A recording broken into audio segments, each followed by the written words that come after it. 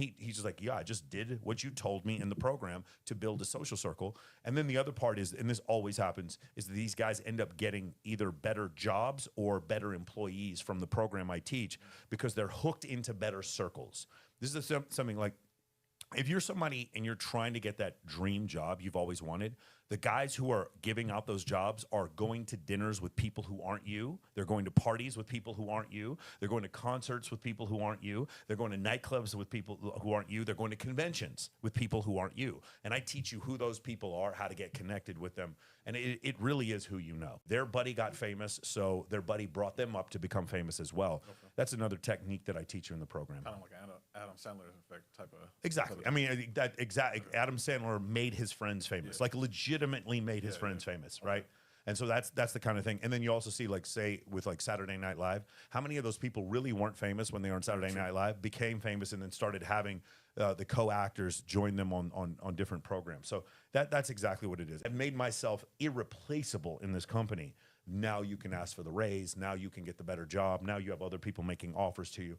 That's where this kind of thing happens. So starting the ability to use social circle and social status as a leverage point for networking, for dating, and for your job or for your business. That's essentially what I'm teaching. Yeah. Okay. Because it creates a network of accountability and feedback. You need accountability and feedback. Again, if you go to I love Tony Robbins, obviously, but like if you go to a Tony Robbins conference and then afterwards you just, you had a big cry, hugged your friend, you just felt the power in the room. It was almost like a religious experience. And then you go home back to your mother's basement and you do absolutely nothing with what you learned, then you just go back to zero. You're still overweight. You're still sitting there leaving hateful comments on YouTube because you're jealous of other people, all those kind of things. That's still your life. You haven't changed that. But if you have a network of people that hold you accountable and give you feedback, then what happens is, like, now you actually feel guilt for not going to the gym, for not finishing 75 hard, right? Andy Frisella's course, for not sitting there and correctly doing your intermittent fasting, whatever it is, your cold plunge. Maybe you got into, TRT and peptides. Maybe you started counting your macros and you have meal prep. Maybe you have a deal where you promise yourself to read one book a week, even if it's an audiobook, whatever. All these things that you make yourself do, you need some level of accountability from a network in order to keep you on that path, to keep you going to the gym every week, even when you don't feel like going to the gym, even when you're depressed because something in life didn't work out that way. It's still time to go to the gym. It doesn't matter how you feel about it.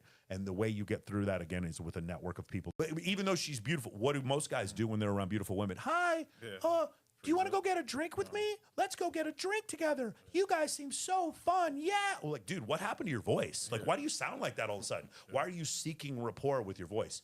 Because you're not treating her like you would treat your guy friends. These long hugs that guys give girls, and their hands just like slowly go down the girl's ass. And like, would you do that with your guy friends? Stare into his eyes and just get dick to dick and like while you're hugging it? No, you wouldn't do that, would you? Why are you doing it with women who have no value for you, who've done nothing to earn your affection? Well, man, here's the key. If you want one takeaway for your audience to leave with, understand as a man, when you give your attention to a woman and she's done nothing to earn it, you lower your value. It's so hard for guys to understand this because they get stuck at strip clubs where they give women attention and the women give them back attention.